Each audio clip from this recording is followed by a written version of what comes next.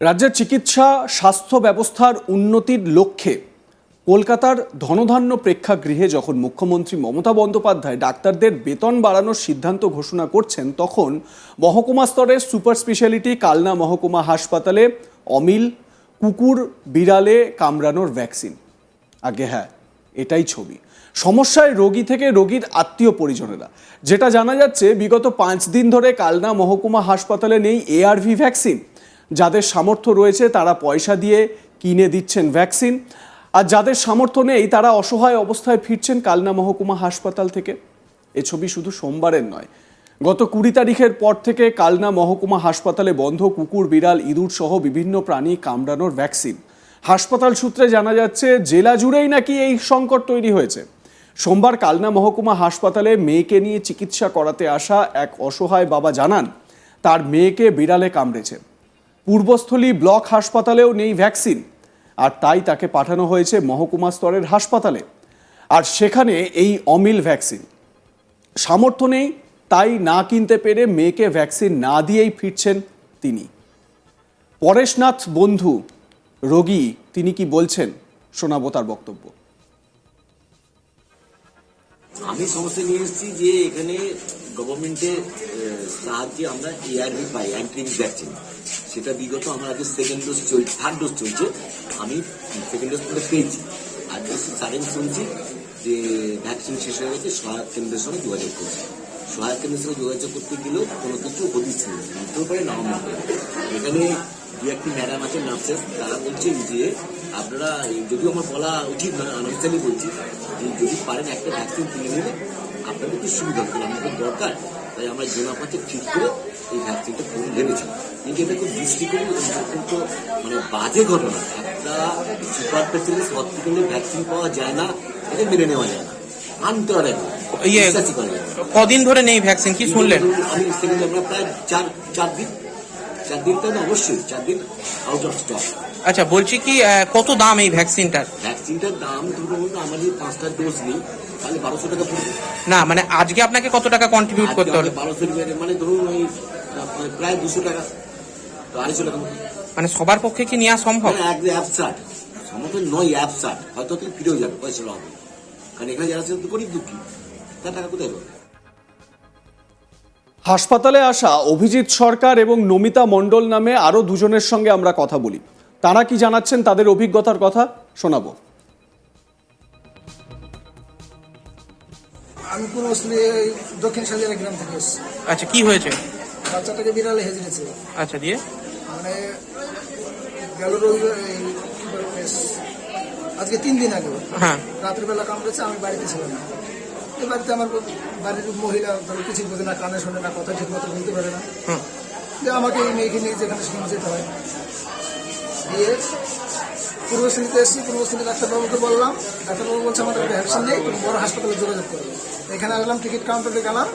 Ticket counter মাস্টারমশাই বললো যে আমরা কিছু করতে পারবো, ভ্যাকসিন নেই, কিছু করতে পারবো। পূর্বস্থলীতেও নেই ভ্যাকসিন? পূর্বস্থলীতেও নেই ভ্যাকসিন।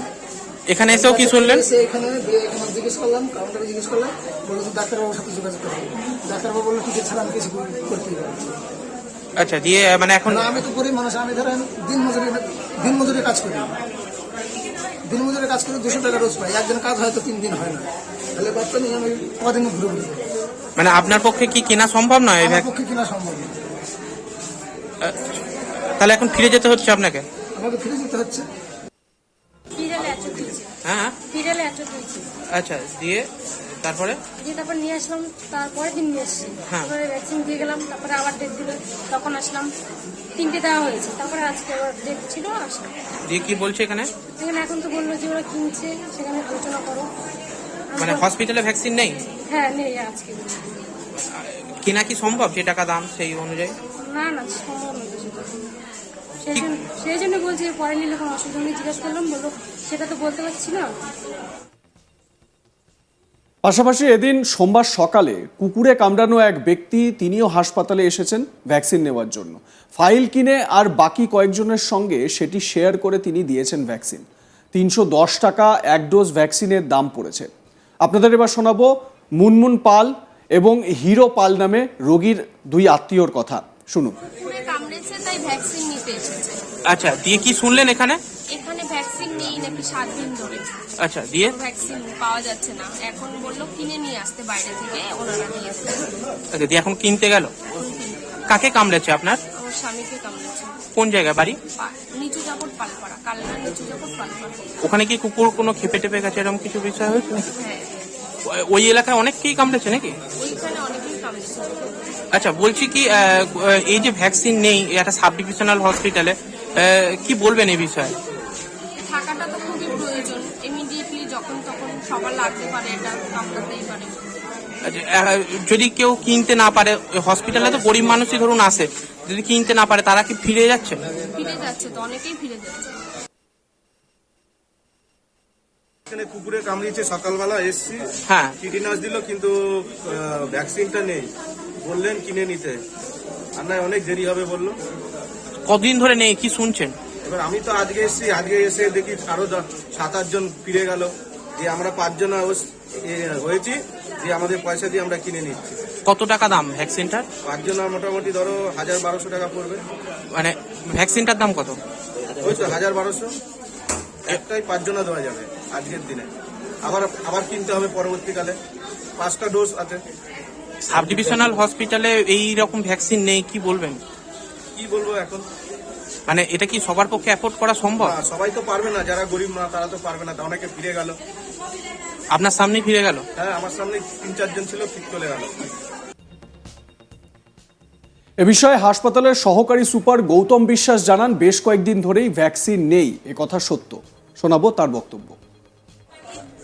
অ্যাকচুয়ালি এআরভি ভ্যাকসিন আমাদের হঠাৎ করে একটা শর্ট সাপ্লাই হয়ে গেছিল আমাদের পুরো পূর্ব বর্ধমান ডিস্ট্রিক্টে। তো আমাদের ওটা গতকালই আর্জেন্ট বেস করে এসছে ডিআরএসে, এবং আমরা আজকে সকালেই আর্লি মর্নিংয়েই আমরা গাড়ি অলরেডি পাঠিয়ে দিয়েছি। আমরা আশা করছি আজকে 2টোর পর থেকে এআরভি ভ্যাকসিন আমরা পুনরায় চালু করতে পারবো।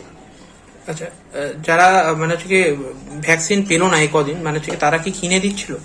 না, সেরকম কোনো অ্যাকচুয়ালি আমাদের কাছে পৌঁছায়নি যে তারা নিয়ে এসেছিল। যদি তারা অন্য কোনো আমাদের ছোট কোথাও বিপিএসসি বা কোথাও গিয়ে আমাদের কাগজ দেখিয়েছে, সেখানে তারা পেয়েছে, কিন্তু আউটসাইড থেকে কিনে আমাদের এখানে দিয়েছে সেরকম কোনো ইনফরমেশন আমাদের কাছে পৌঁছায়নি। যারা হচ্ছে গিয়ে এসেছে এমার্জেন্সিতে, তারা দেখছি যে এক একটা ভাইল কিনছে, কিনে 5 জন মিলে ভাগ করে নিচ্ছে, এক একজনকে 300, কাউকে 310 টাকা এরকম করে দিতে হচ্ছে। এটা কি হসপিটালের তরফেই বলা হচ্ছিল যে বাইরে থেকে কিনে দিয়ে? না, অ্যাকচুয়ালি এটা সেরকম করে হাসপাতাল তরফ থেকে বলা হয়নি। অনেকে তার নিজের প্রয়োজনে আউটসাইড থেকে মেডিসিন নিয়ে এলেও আমরা এখানে দিয়ে দিয়েছি হসপিটাল থেকে, কারণ একটা ভাইলে মিনিমাম 5 থেকে 7 জনকে আমরা দিতে পারি। সেই হিসেবে ওরা 4-5 জন একটা গ্রুপ করে একটা ভাইল কোথাও অ্যারেঞ্জ করেছে, কিন্তু আমরা এখানে সেটাকে দিয়ে দেওয়ার ব্যবস্থা করে দিয়েছি। কিন্তু সেক্ষেত্রে আমাদের তরফ থেকে বলা হয়নি যে তোমরা বাইরে থেকে কিনে নিয়ে এসো, কিন্তু আমাদের কাছে সেরকম কেউ আসেও নি যে আমরা গরিব যে আমরা কিনতে পারছি না। সেরকম কেউ আসলে নিঃসন্দেহে আমরা এখান থেকে তাকে টাকা দেওয়ার ব্যবস্থা করার ব্যবস্থা আমাদের আছে। লাইক, কমেন্ট, শেয়ার করুন, দেখতে থাকুন আজ তাক বাংলা, সাবস্ক্রাইব করুন ইউটিউব চ্যানেলটি।